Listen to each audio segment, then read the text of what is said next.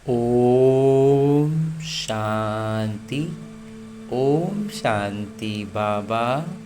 आज 11 जुलाई 2025 है और आज हम अध्ययन करने जा रहे हैं परम पिता परमात्मा के अनमोल मधुर महावाक्यों को, मुरली को। और इस अमूल्य मुरली को अध्ययन करने के लिए हमें दो विधि अपनानी है, एक लौकिक और दूसरी अलौकिक। लौकिक विधि है कि बड़े इत्मीनान से, फुर्सत से अपने समय अनुसार और स्थान अनुसार बैठना है, अपने हाथों में मुरली लेनी है, फिर चाहे वो प्रिंट के रूप में कागज़ में लें या फिर आजकल मोबाइल में सिर्फ मुरली ऐप के नाम से जो आता है उसमें सिर्फ मुरली होती है और आगे पीछे कुछ नहीं। तो बस उस ऐप को खोलेंगे, एक एक शब्द को गहराई से अध्ययन करेंगे। लेकिन इस गहराई में उतरने के लिए हमें जो दूसरा काम करना है, जो दूसरी विधि अपनानी है, वो है अलौकिक रीति की। और वो अलौकिक विधि है आत्म अभिमानी स्थिति में आकर मुरली के एक एक शब्द का गहराई से अध्ययन करना। तब हम इस मुरली के उस जादू का अनुभव कर पाते हैं जो बाबा मुरलियों में चलाते हैं। क्योंकि सबसे पहली जादू तो ये है कि इस मुरली को बाबा ने उच्चारण तो किए थे कई वर्ष पहले, लेकिन जब हम आत्म अभिमानी स्थिति में आकर इसका अध्ययन करते हैं ना, तो ये अनुभव होता है कि बाबा और मैं आमने सामने बैठ बातें कर रहे हैं। चैतन्य रूप में बाबा की उपस्थिति का अनुभव पाते हैं। तो इस अनुभूति के लिए, बाबा के चैतन्य उपस्थिति को अनुभव करने के लिए, मैं आत्मा अपने इस स्थूल शरीर से अलग होकर आत्माभिमानी स्थिति में आने का अभ्यास करने के लिए जो सबसे सहज विधि है वो है कि मैं आत्मा अपने सूक्ष्म शरीर के साथ चलूं मधुबन की धरा पर, और उसमें भी खास पांडव भवन के उस हिस्ट्री हॉल में जहां मेरे बाबा ये मुरलियां चलाया करते थे। तो जैसे ही मैं आत्मा उस पवित्र स्थान पर परमपिता परमात्मा के सानिध्य में उपस्थित होता हूँ, मुझ आत्मा के सारे आत्मिक गुण सक्रिय हो जाते हैं। पवित्रता, शांति, प्रेम और सुख के प्रकंपनों का संचार तीव्र हो जाता है। बाबा दृष्टि से मुझ आत्मा में ज्ञान, प्रकाश और अष्ट शक्तियों का प्रवाह करते हैं, जिससे एक ऐसे आनंद का सृजन होता है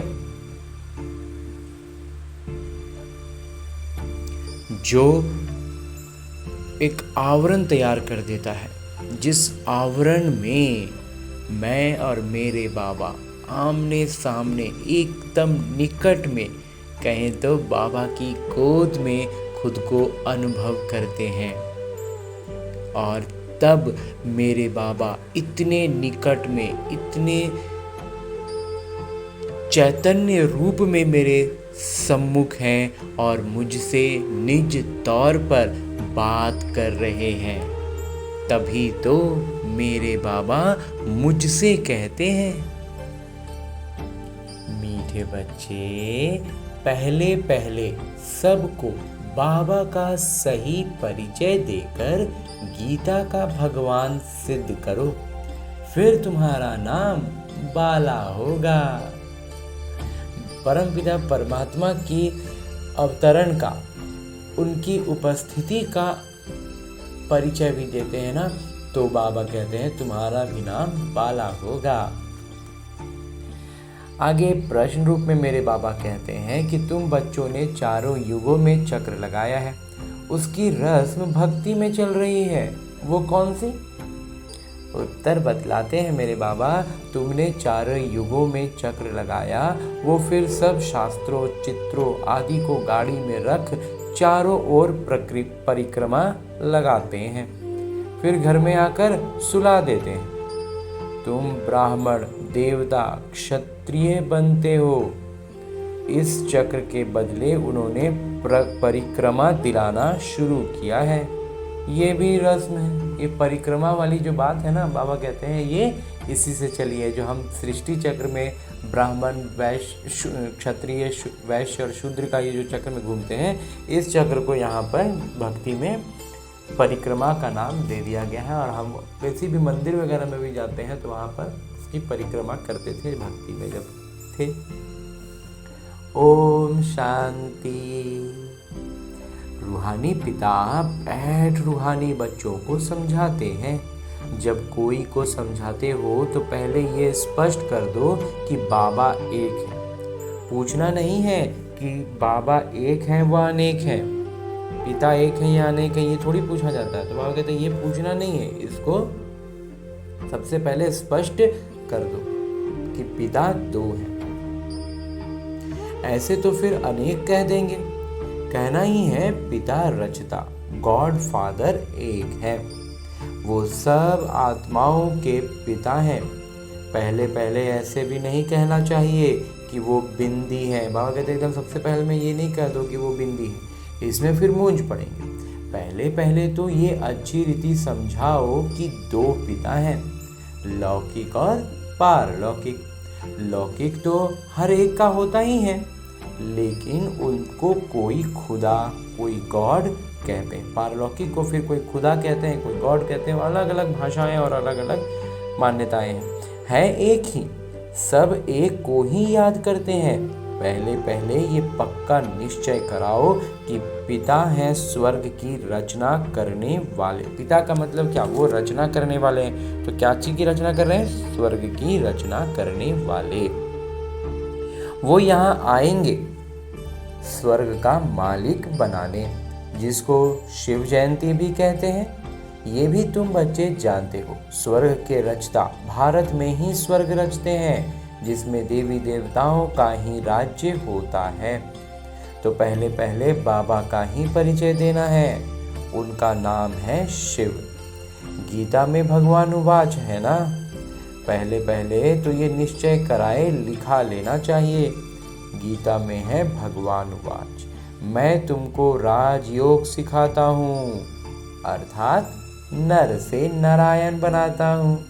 ये कौन बना सकते हैं?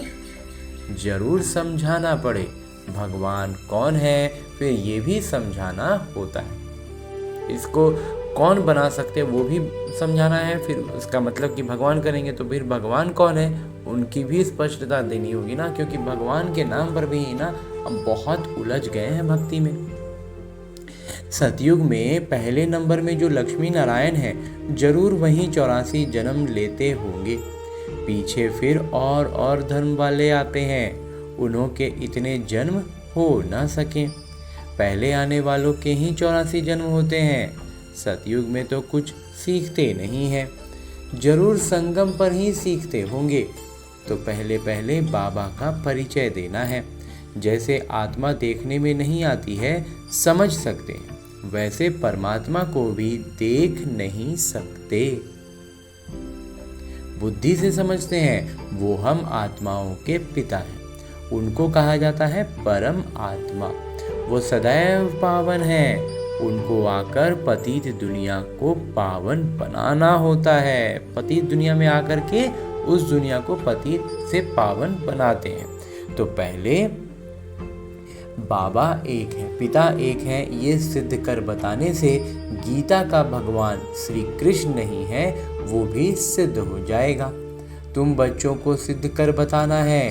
एक बाबा को ही ट्रुथ कहा जाता है, सत्य कहा जाता है, एक पिता को ही। बाकी कर्म कांड व तीर्थ आदि की बातें सब भक्ति के शास्त्रों में हैं।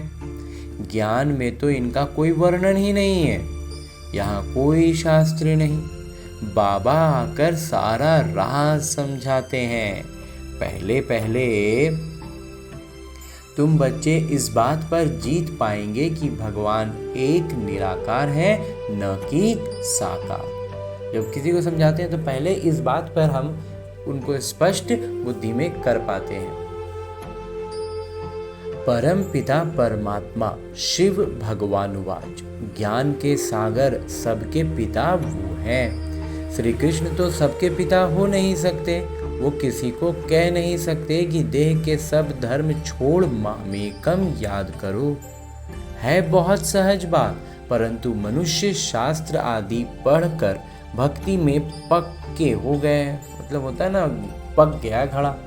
आजकल शास्त्रों आदि को गाड़ी में रख परिक्रमा देते हैं, चित्रों को ग्रंथ को भी परिक्रमा दिलाते हैं, फिर घर ले आकर सुलाते हैं।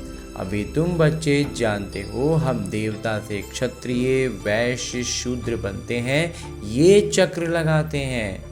चक्र के बदले वो फिर परिक्रमा दिलाकर घर में जाए रखते हैं। उन्हों का एक मुकर्रर दिन रहता है जब परिक्रमा दिलाते हैं। तो पहले पहले ये सिद्ध कर बताना है कि श्री कृष्ण भगवानुवाच नहीं, परंतु शिव भगवानुवाच है। शिव ही पुनर्जन्म रहित हैं। वो आते जरूर हैं, परंतु उनका दिव्य जन्म है। भागीरथ पर आकर सवार होते हैं, पतितों को आकर पावन बनाते हैं, रचता और रचना के आदि मध्य अंत का राज समझाते हैं, जो ज्ञान और कोई नहीं जानते हैं। बाबा को आप ही आकर अपना परिचय देना है। मुख्य बात है ही बाबा के परिचय की। तो परमपिता परमात्मा स्वयं आए हैं, तो वो खुद से अपना परिचय दिए, तब हमने पहचाना ना। तो बाबा कहते हैं दूसरों को भी उसी यथार्थ रीति से बतलाना है। वही गीता का भगवान है। ये तुम सिद्ध कर बताएंगे तो तुम्हारा नाम बहुत बाला हो जाएगा। तो ऐसे पर्चा बनाकर उसमें चित्र आदि भी लगाकर फिर एरोप्लेन से गिराने चाहिए। बाबा मुख्य मुख्य बातें समझाते रहते हैं। तुम्हारी मुख्य एक बात में जीत हुई तो बस तुमने जीत पाई। इसमें तुम्हारा नाम बहुत बाला हुआ है, इसमें कोई खिटपिट नहीं करेंगे। ये बड़ा स्पष्ट बात है। बाबा कहते हैं मैं सर्वव्यापी कैसे हो सकता हूँ? मैं तो आकर बच्चों को ज्ञान सुनाता हूँ। पुकारते भी हैं आकर पावन बनाइए, रचता और रचना का ज्ञान सुनाइए। महिमा भी बाबा की अलग, श्री कृष्ण की अलग है। ऐसे नहीं शिव बाबा आकर फिर श्री कृष्ण व नारायण बनते हैं, 84 जन्म में आते हैं। नहीं, तुम्हारी बुद्धि सारी ये बातें समझाने में लगी रहनी चाहिए।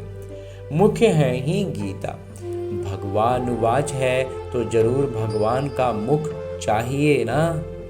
भगवान तो है निराकार। आत्मा मुख बगैर बोले कैसे? आत्मा को शरीर का आधार लेना ही पड़ेगा, तभी वो बोल और सुन सकती है। तब कहते हैं मैं साधारण तन का आधार लेता हूँ। जो पहले लक्ष्मी नारायण बनते हैं, तो जिनका आधार लेते हैं वो लक्ष्मी नारायण बनते हैं। वहीं 84 जन्म लेते लेते पिछाड़ी में आते हैं, तो फिर उनके ही तन में आते हैं।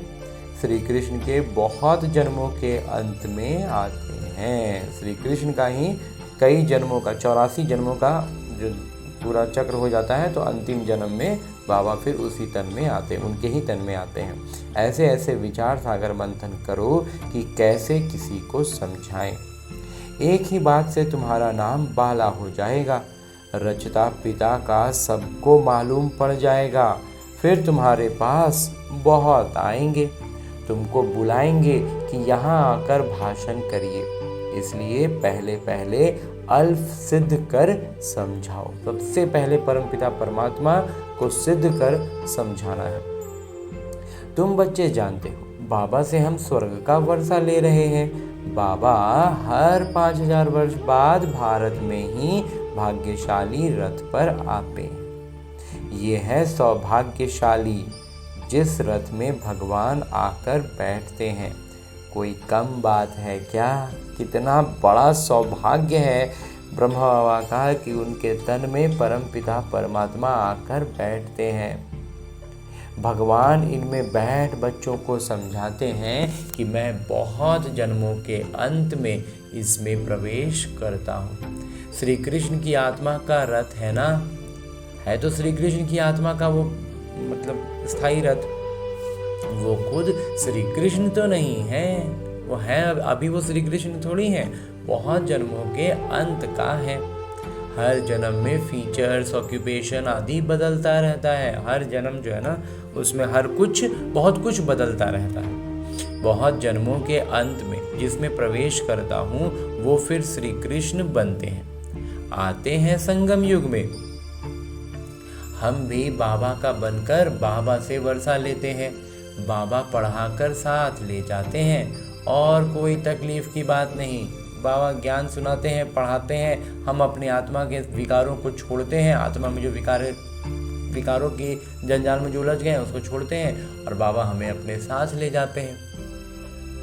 और कहते इसमें तकलीफ की तो कोई बात ही नहीं, बाबा सिर्फ कहते हैं मामेकम याद करो। तो ये अच्छी रीति विचार करना चाहिए कि कैसे कैसे लिखें। यही मुख्य मिस्टेक है जिस कारण ही भारत अनराइटियस, इररिलीजियस, इंसॉल्वेंट बना है। बाबा कहते हैं इतनी यही बातें हैं ना, यही एक मात्र कहें तो अगर मुख्य गलती करें तो यही एक गलती है जिस गलती के कारण भारत जो है वो पूरी तरह से गलत की तरफ बढ़ने लग गया है। धर्म का पर इतना सवाल जवाब होने लग गया है, पूरी तरह से बंधन में आ गया है, मुक्त है ही नहीं, आज़ाद नहीं है। बाबा फिर आकर राजयोग सिखलाते हैं और तब फिर ऐसी स्थिति में बाबा आते हैं और हमें राजयोग सिखलाते हैं, भारत को राइटियस सॉल्वेंट बनाते हैं। बाबा पूरी तरह से इसको सत्य मार्ग पर लाते हैं और स्वतंत्र बनाते हैं, सारी दुनिया को राइटियस बनाते हैं। तो पूरी दुनिया ही राइटियस हो जाती है ना, सही की दिशा में सत्य मार्ग पर आ जाती है। उस समय सारे विश्व के मालिक तुम ही हो। कहते हैं ना, wish you a long life and prosperity. आपको एक मंगलमयी शुभ लंबी आयु का शुभकामनाएं। बाबा आशीर्वाद नहीं देते हैं कि सदा जीते रहो, ये साधु लोग कहते हैं अमर रहो। तुम बच्चे समझते हो अमर तो जरूर अमरपुरी में होंगे, मृत्यु लोक में फिर अमर कैसे कहेंगे। तो बच्चे जब मीटिंग आदि करते हैं तो बाबा से राय पूछते हैं, बाबा एडवांस राय देते हैं, सब अपनी अपनी राय लिख भेजें, फिर भल इकट्ठे भी हो। राय तो मुरली में लिखने से सबके पास पहुंच सकती है।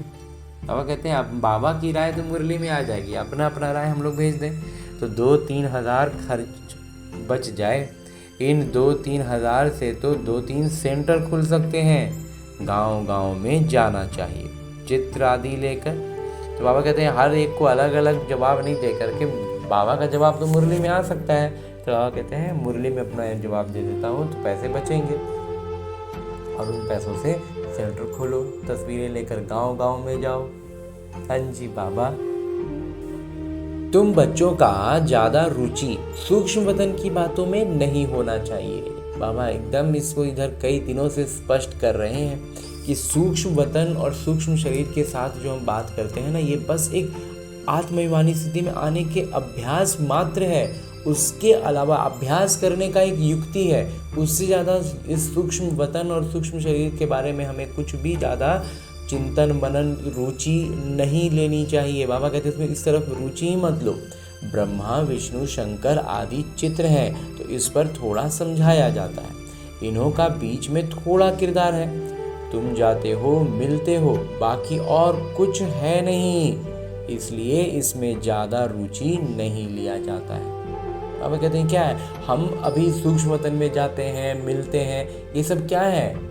एक तरह से अगर साधारण भाषा में कहें ना तो एक तरह से हमारी कल्पना के आधार पर हम ये सब कुछ कर रहे होते हैं। तो इसलिए बाबा कहते हैं कि ये अभ्यास के लिए ठीक है, उस समय के लिए हमारी बुद्धि इधर उधर नहीं भटकी, हम सही जगह पर रहे, परमपिता परमात्मा की ज्ञान की बातों को स्मृति में लाए, तो उस लिहाज से ये हम कर रहे हैं, अभ्यास के रूप में कर रहे हैं। लेकिन इसको सच मान के और इसी में उलझ जाना बाबा एकदम इसके लिए मना करते हैं।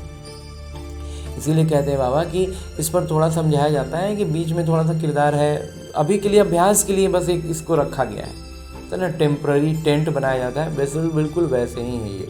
तो ताकि हम अभ्यास की शुरुआती स्तर पर इस तरह का अभ्यास कर सकें। बाबा कहते हैं इसमें तुम जाते सूक्ष्म वतन में जाते हो, मिलते हो, बाकी और कुछ है नहीं, इसलिए इसमें ज़्यादा रुचि नहीं लेना है। यहाँ आत्मा को बुलाया जाता है, उनको दिखाते हैं, कोई कोई आकर रोते भी हैं, कोई प्रेम से मिलते हैं, कोई दुख के आंसू बहाते हैं। ये सब ड्रामा में किरदार है, जिसको चिट चैट कही जाए। वो लोग तो ब्राह्मण में कोई की आत्मा को बुलाते हैं, फिर उनको कपड़ा आदि पहनाएंगे। अब शरीर तो वो खत्म हो गया, बाकी पहनेंगे कौन? भक्ति में जो एक होता था ना, बाबा कहते हैं पहले जो पिंडदानी समय होता था कि जो आत्मा होती थी ना, उनको उस ब्राह्मण के तन में बुलाया जाता था और फिर उनको कपड़े वपड़े सब दिए जाते थे। तो बाबा कहते थे तो जिनको बुलाए हैं वो तो अपना शरीर छोड़ के जा चुके हैं, तो फिर कौन पहनेगा? ये फिर पंडित पहनेगा ना वो। तो तुम्हारे पास वो रस्म नहीं है, इसलिए बाबा कहते हैं हमें उन रस्मों में नहीं उलझ जाना है। ये भक्ति नहीं है, ज्ञान की स्पष्टता के साथ हर कार्य करना है। इसलिए बाबा कहते हैं कि इसमें उलझना नहीं, रोने आदि की तो बात ही नहीं। इसलिए क्या होता है कि हम भावुक होते हैं, तो बाबा कहते हैं भावुक होने का अर्थ यहाँ पर सिर्फ हमें अपने आत्मिक संस्कारों की स्मृति में आना है। जो हम विकारों के साथ रहते हैं ना, इसलिए हम नकारात्मक रूप से भावुक होते हैं, रोने लगते हैं और बहुत कुछ अभिव्यक्तियाँ आने लगती हैं। बाबा कहते हैं उधर हम लोग को नहीं जाना है, ये सब सूक्ष्म वतन में ज़्यादा रुचि नहीं रखनी है। तो ऊंचते ऊंच बनना है। वो कैसे बने? जरूर बीच में संगम युग है जब पवित्र बनते हैं। तो बाबा कहते हैं ना, बुद्धि हमेशा ऊंचते ऊंच बनने पर लगानी है, उस तरफ अटकना, इधर उधर कहीं भी बुद्धि फंसानी नहीं है। ये संगम युग है, ये हमारे अभ्यास के लिए है, वो भी शुरुआती स्तर पर। जैसे बिल्कुल जब नए नए ज्ञान को सुनते हैं ना, तो गीतों पर हम बहुत ज़्यादा निर्भर रहते हैं। गीत के धुन और गीत के बोल हमारे इंस्पिरेशन का काम करते हैं। लेकिन जब हम थोड़ा और अच्छे बाबा ज्ञान में पक्के होते हैं ना, तो फिर वो उसकी भी हमें ज़रूरत नहीं होती। बिल्कुल वैसे ही सूक्ष्म वतन के भी अभ्यास में शुरुआत में ज़रूरत पड़ती है, बाद में इसमें ज़रूरत नहीं करनी है। तुम एक बात सिद्ध करेंगे तो कहेंगे ये तो बिल्कुल ठीक बताते हैं। भगवान कभी झूठ थोड़े ही बता सकते हैं। फिर बहुतों का प्यार भी होगा, बहुत आएंगे। समय पर बच्चों को सब बिंदुएं भी मिलती रहती हैं। पिछाड़ी में क्या क्या होना है वो भी देखेंगे। लड़ाई लगेगी, बॉम्ब्स छूटेंगे। पहले मौत है उस तरफ, यहाँ तो रक्त की नदियाँ बहनी हैं। फिर घी दूध की नदी। पहले पहले धुआं विलायत से निकलेगा। डर भी वहाँ है, कितने बड़े बड़े बॉम्ब्स बनाते हैं, क्या क्या उसमें डालते हैं जो एकदम शहर को खल्लास कर देते हैं। ये भी बताना है किसने स्वर्ग की राजाई स्थापन की, और फिर उसके बाद स्वर्ग की स्थापना किसने की, ये सब भी हमें बतलाना है। तो हेवनली गॉड फादर जरूर संगम पर ही आते हैं। तुम जानते हो अभी संगम है। तुमको मुख्य बात समझाई जाती है बाबा के याद की, जिससे ही पाप कटेंगे। भगवान जब आए थे तो कहा था मामेकम याद करो, तो तुम सतो प्रधान बन जाएंगे, मुक्ति धाम में जाएंगे। फिर पहले से लेकर चक्र रिपीट होगा, फिर जो है वो ये चक्र फिर से सही चलेगा। डिटिज्म, इस्लामिज्म, बुद्धिज्म, तुम छात्र की बुद्धि में ये सारा ज्ञान होना चाहिए। वह कहते हैं चक्र में फिरने में मतलब क्या है, फिर वहीं चक्र चलेगा। शुरुआत में हमारा सतयुगी साम्राज्य, फिर इस्लामी आएंगे, बौद्धी आएंगे। बाबा कहते हैं ये सारा कुछ ज्ञान हमारी बुद्धि में स्पष्ट होना चाहिए। खुशी रहती है, हम कितनी कमाई करते हैं, ये अमर कथा अमर बाबा तुमको सुनाते हैं। तुम्हारे अनेक नाम रख दिए हैं। मुख्य पहले पहले डिटिज्म, फिर सबकी वृद्धि होते होते झाड़ बढ़ता जाता है। अनेकानेक धर्म, अनेक मतें हो जाती हैं। ये एक धर्म, एक श्रीमत से स्थापन होता है। द्वैत की बात नहीं, ये रूहानी ज्ञान रूहानी बाबा बैठ समझाते हैं। तुम बच्चों को खुशी में भी रहना चाहिए। तो ये हमें तो इस बात की खुशी में एकदम सराबोर रहना है कि भगवान हमको एक एक बात बढ़ा रहे हैं, समझा रहे हैं। तो खुशी तो स्वाभाविक तौर पर झलकनी चाहिए हमारे चेहरे पे। तो तुम जानते हो बाबा हमको पढ़ाते हैं, तुम अनुभव से कहते हो, तो ये शुद्ध अहंकार रहना चाहिए। ये अहंकार है लेकिन बहुत शुद्ध है कि परमात्मा का साथ वो मेरे साथ है। इसलिए बाबा कहते हैं ये शुद्ध अहंकार रहना चाहिए कि भगवान हमको पढ़ा रहे हैं। और क्या चाहिए?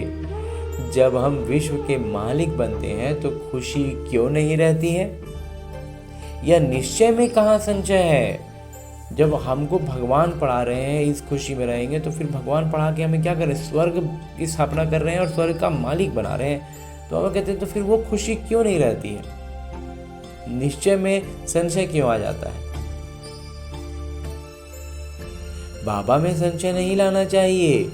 माया संशय में लाकर भुला देती है। माया का काम है, संशय में लाती है और फिर भुला देती है। तो बाबा ने समझाया है माया आंखों द्वारा बहुत धोखा देती है।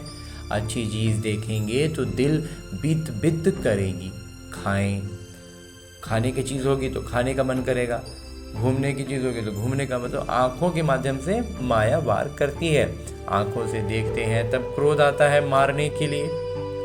अब किसी को कुछ गलत करते देखते हैं तो लगता है कि उसको हमारा क्रोध सक्रिय हो जाता है। तो देखे ही नहीं तो मारे कैसे? आंखों से देखते हैं तब लोभ मोह भी होता है। मुख्य धोखा देने वाली आंखें हैं। इन पर पूरी नजर रखनी चाहिए। आंखों पर अपनी नजर रखनी है। हमारी आत्मिक दृष्टि अपनी आंखों पर रहे। नजर इसी को कहते हैं, नजर को नजरिया।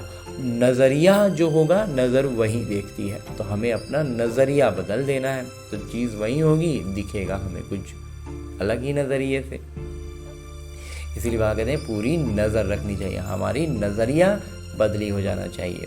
तो आत्मा को ज्ञान मिलता है तो फिर क्रिमिनल पना छूट जाता है। ये जो विकारों का जो उफान है ना वो वहीं छूट जाएगा जब हम अपने आप को आत्मा रूप में रखेंगे। आत्मा का ज्ञान बुद्धि में मंथन चलता रहेगा। ऐसे भी नहीं है आंखों को निकाल देना है। अब ऐसा भी तो नहीं कि लौकिक रूप से आंख को हटा दे आदमी। तुम्हें तो क्रिमिनल आई को सिविल आई बनाना है। जो विकारी दृष्टि है ना वो वास्तव में दोष दृष्टि के पीछे के नजरिए में है। हमें उस नज़र से दिखती है चीज़ें, तो हमें अपने नज़रिया बदल देना है। तो हमारी आंखें जो हैं बाबा कहते हैं क्रिमिनल आई से सिविल आई बन जाएंगी। अच्छा, मीठे मीठे सिगिलते बच्चों प्रति माता पिता बाबा का याद प्यार और आशीर्वाद। रूहानी बाबा की रूहानी बच्चों को नमस्ते। हम रूहानी बच्चों की ओर से रूहानी माता पिता को याद प्यार और प्रणाम।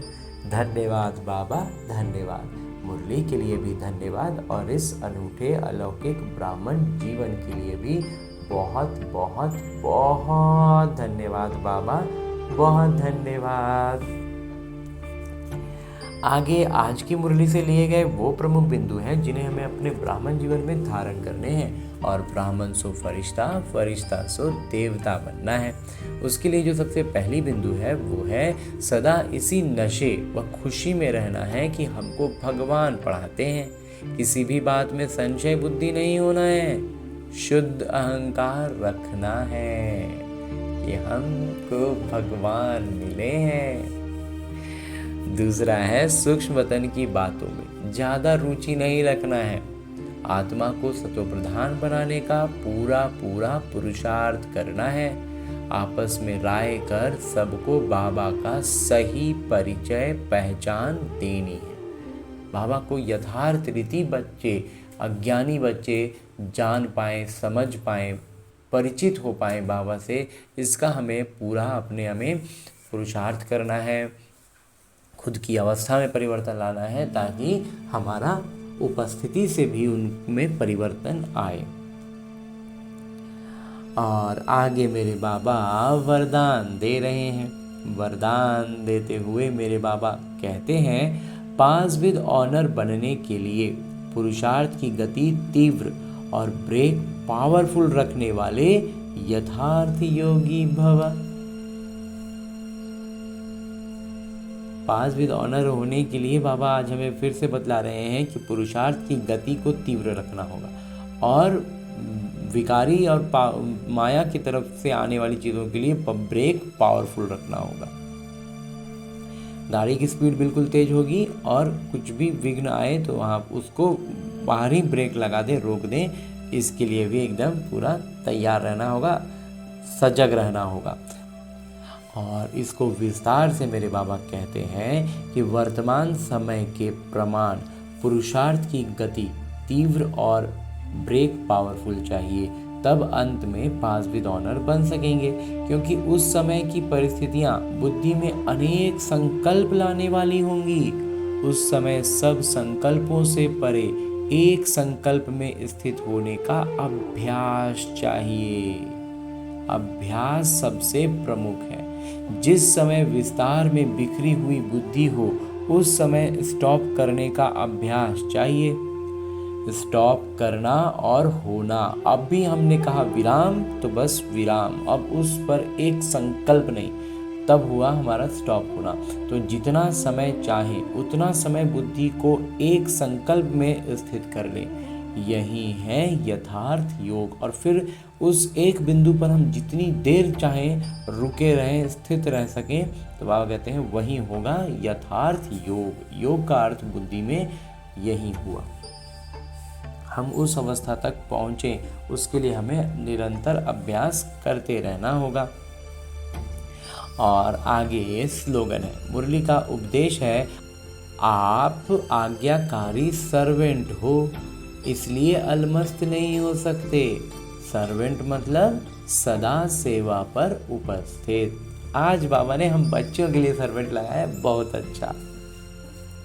इसको हम एकदम सहज मानते हैं कि बाबा के इस कार्य में अगर हम निमित्त बन पा रहे हैं, हम सेवा में अपना योगदान हमारी ओर से लग पा रहा है, तो ये हमारे लिए बहुत सौभाग्य की बात है। इसमें बाबा कहते हैं कि अलमस्त नहीं होना है, बेगरिया जिसको हमारी क्षेत्रीय भाषा में कहा जाता है, बेगरिया काम नहीं है ये कि करेंगे जैसे होगा जितना होगा, ऐसे नहीं करना है।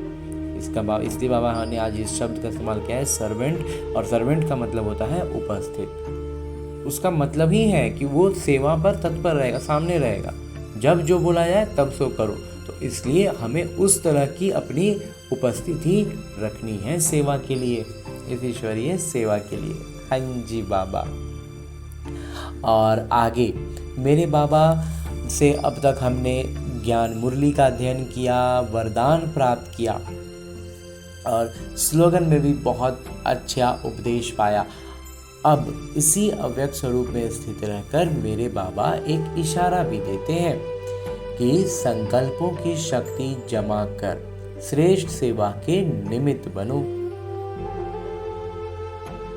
तो ये जो इशारा बाबा देते हैं कि श्रेष्ठ सेवा में भी जो श्रेष्ठ सेवा है ना, उसके निमित्त बनना है, तो क्या करना है, संकल्पों की शक्ति को जमा करना है। और इसको करने के लिए जो युक्ति है, ये युक्तियां बाबा इशारे के रूप में हर दिन अलग अलग सुना रहे हैं, बतला रहे हैं। तो आज के लिए बाबा ने जो युक्ति रूपी इशारा दिया है वो है, जैसे इंजेक्शन के द्वारा ब्लड में शक्ति भर देते हैं, ऐसे आपका श्रेष्ठ संकल्प इंजेक्शन का काम करेगा।